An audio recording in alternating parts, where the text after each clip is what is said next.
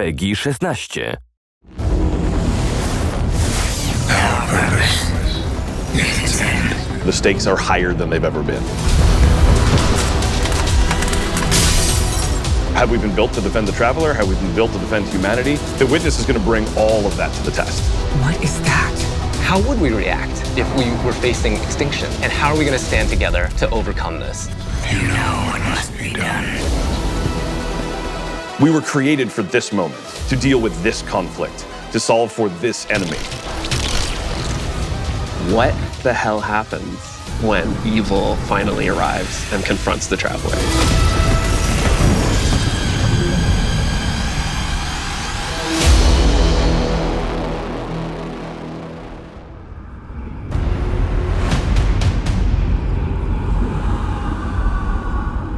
The traveler is threatened. The witness is here. Callus's forces are here as well. The pyramid fleet is here. Big shit is going down. Lightfall should feel like you have stepped into the middle of an active war. One of the values that we really wanted to push was making sure that you felt like the tip of the spear. You were the one who was initiating the action. You were the one who was taking control. You were the one who was attacking things. What this tone gave us the chance to do was to really surface the friendship, the camaraderie, the connections that we have to each other. Kaido, we'll need your troops. If the end of the universe is coming, what do we have left other than each other? Keep the enemy away from the traveler at all cost. There's a pretty big, serious threat that is happening to the solar system, so we really wanted to bring that gravity and that weight into the story. In a major way, what we're doing right now is we're both setting up the finale for the Light and Darkness saga. We're pulling the witness into the frame for the first time. The big question has been, what does it want with the traveler? What will happen when it finds it? And in Lightfall, it does find it. I feel like the witness is so drastically different from any other antagonist that we've had in Destiny in the past. You know, a lot of our Destiny antagonists are like kind of over the top and theatrical in their own way. And then we have the witness who's just so reserved.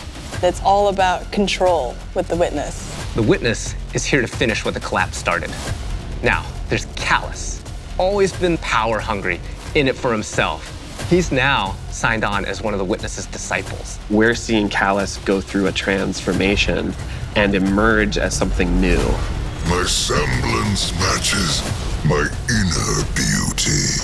The odds are stacked against you. The witness has arrived. We got Callus. Everything's under attack. How do we deal with this? And then you find this thread. We knew we wanted to do another darkness power in Destiny. Are we gonna do what everyone thinks we're gonna do? Are we gonna make like poison? No. We're gonna do something that you'd only find in Destiny. We're gonna go talk about this thing called Strand, and it's the web of life. What does it mean to have a cosmic web that's connecting everything around you? How do you actually make that like an ability? How do you make that like a power? It's something that doesn't actually exist. You can't just point to fire, electricity, or ice. Coming up with the idea of the strings, the strands lighting up the world. I think that was when everything kind of started to come together. Strand is unlike any of the powers that we've gotten before. We didn't get it from the Traveler, we didn't get it from the pyramids. It is a power that we find is unlocked within us as Guardians. When you pull on that thread and you start manipulating that web, you can do some really powerful things. We have some exciting player class fantasies coming up with Strand that we're introducing. So we have the Hunter Thread Runner, which is going to introduce this threaded spike. The Hunter Super Silk Strike, it's this kind of rope dart. You're constantly moving, constantly attacking. It feels fluid. It has an amazing style to it. It's just something we've never seen in Destiny before. And then there's the Titan Berserker, and the name is pretty fitting. The Titan Super is Blade Fury, where you weave these giant blades onto your hands. You have a melee attack that you can kind of combo indefinitely, and then you have your heavy attack, which sends out these suspending waves. And then there's the Warlock Broodweaver, the mastermind of the minions that we call the Threadlings. The Warlock Broodweaver super is Needle Storm.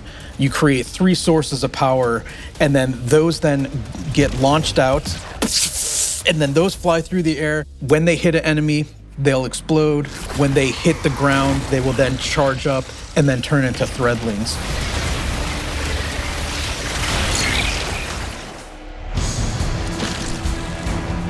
All the classes will have access to a grappling hook. When you select that, that takes up your grenade slot. It was a hard challenge because, like, how can you make this idea of swinging through the world equivalent to a grenade? And so designers came up with this idea of a grapple melee. The grapple melee is incredibly powerful. I grapple onto an enemy, which stuns them for a second. And then when I get there, I grapple punch, blow them all up, and start shooting, and then the unravel projectiles are flying all over the place. All that stuff coming together was magic for me. Oh my God, that's Destiny?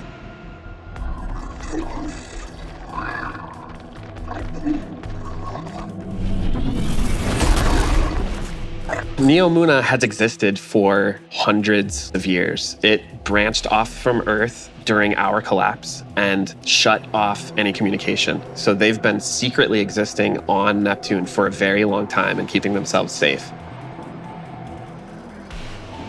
It was amazing to see how the concept artist made all of this beautiful art feel really fresh and new, but also a part of the Destiny universe.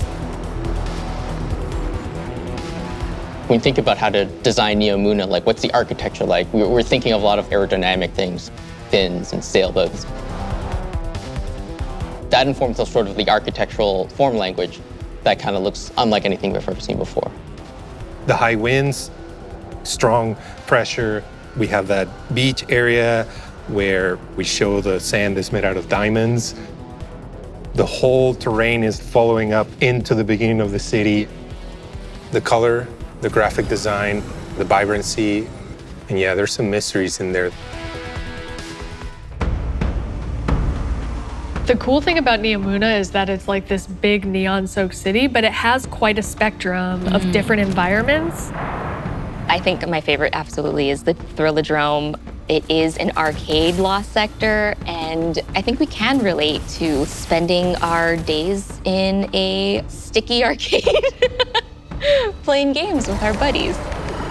I'm also so excited for people to see the puka pond with all of the pukas that have been like such a mystery since Beyond Light. And then on the other side of the city is Callus's ship. The Typhon Imperator has landed square in Ahimsa Park. You see that the city is indeed kind of in shambles in parts.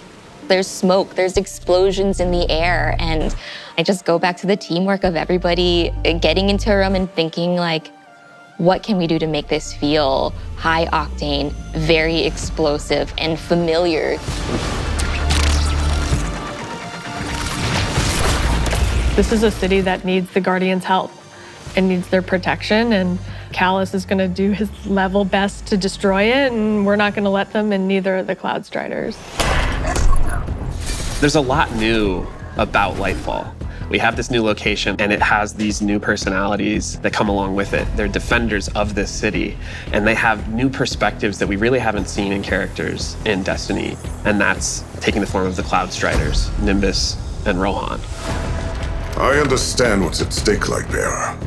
Far better than you. Rohan is the grizzled old veteran who's too old for this shit. And Nimbus is the young rookie. Nimbus is learning on the job. Nimbus was definitely a favorite of ours to animate. They're so boisterous and fun-loving and a little smug, but super confident in their abilities. The Cloud Striders, bottom line, are cool. Nimbus, on your stakes!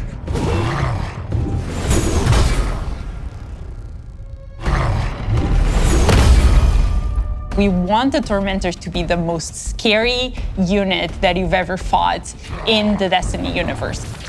Holy crap, this combatant is very powerful. It means business. It's incredibly intimidating. This thing wields a massive scythe. his command over all this void energy. The tormentor can like grab you, and that's something we'd never really done before with the boss. Throws out the scythe, has the player in his hands. And in those moments for Dark Harvest, we actually do things with audio to make it feel even more intimate, where we duck out all the background sound. So you really have this intimate moment with this terrifying creature grabbing you.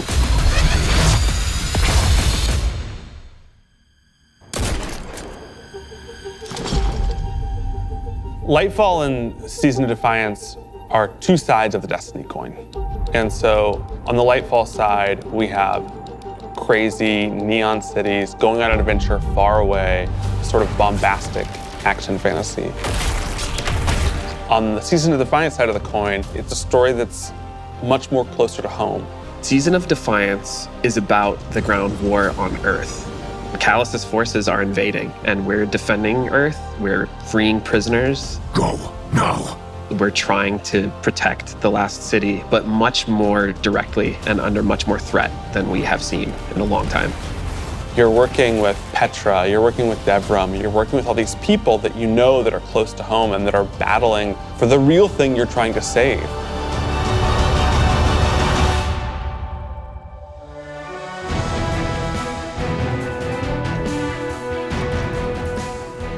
We have a lot of weapons and armor for players to earn, and I'm super excited to see what you've been working on. We have a couple of strand exotics. The warlocks are getting what's called swarmers. They're these boots that will, on tangled destruction, create new threadlings at that location. Now they can either shoot it, or they can pick up a tangle and throw a tangle, and then that will also create threadlings.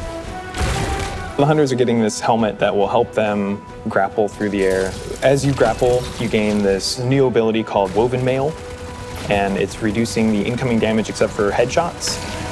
The Titans get boots that will augment an aspect that they have. The aspect itself will just send out a wave that will suspend enemies in front of their barricade after casting it, but the boots will split it up into 3 waves. Whenever they spend an enemy with these boots on, they also gain Woven Mail. So pushing the front line further and further by being tanky. I have been caught by those boots a couple times in our playtest.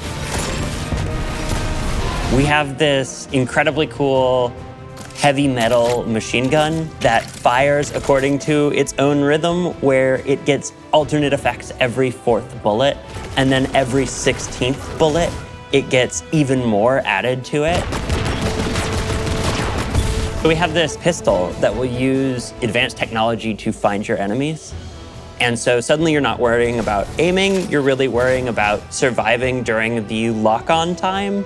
And it opens you up to consider your movement more than your aiming. Being able to lock on to multiple guys in your field of vision and then just obliterate all of them was, I think, a moment where I kind of went, whoa.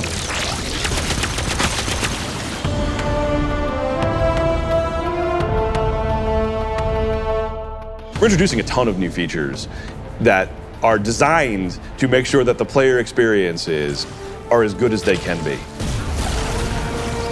I think one of the things we're most excited about are loadouts and what we're calling build crafting 2.0, which is the system of both, hey, let's make it more understandable to how you make a build, and then let's allow you to save that build and quickly swap between them. When we started the process of figuring out how we are going to improve build crafting, one of the things that we knew we needed to do was make it easier to go from, I have never done any build crafting, to I'm really engaged in this system. When we engaged with the UI team and we said, we need to improve this experience, they came back with, well, what if we did a build management screen and let you see your whole build on one screen? It's all in one place. You can see it, you can read it, you can learn. And that coupled with our Guardian ranks, that's gonna come in and basically be our first ever companion to every single player. Guardian ranks is our answer to what should I be doing in Destiny if I want to get better? You have this track that tells you what you should be doing. We're really excited for players to start diving into that system along with accommodations, a way to finally say thank you to players that you've been playing with. We think all of this stuff is coming together to bring this more cohesive relationship between our players. When we think about the future of Destiny, we think there's so much more to discover. We're just on the coast right now. We want to get into the heart of this continent. We are walking to our 10-year anniversary of Destiny, and Destiny being such a core part of our players' lives. We just want to keep building Destiny. We've been talking about this antagonist to the Traveler for so long. In Lightfall, we get to spend time with the Witness in a way that we haven't yet. We're paying off storylines that have been coming together and been building for years. More questions will certainly arise. We have this finale with the final shape that's coming right after Lightfall, where we're closing down the Light and Darkness saga. But Destiny is far from over. This universe is about more than the conflict between the Traveler and the Pyramids, and we want to show you new ways to explore it. We want to show you new things to discover in the universe because we think that Destiny has a lot to offer, and Lightfall is the catalyst for that. It's high stakes, thrilling action, all at the same time, pushing the Destiny story to places it's never been before.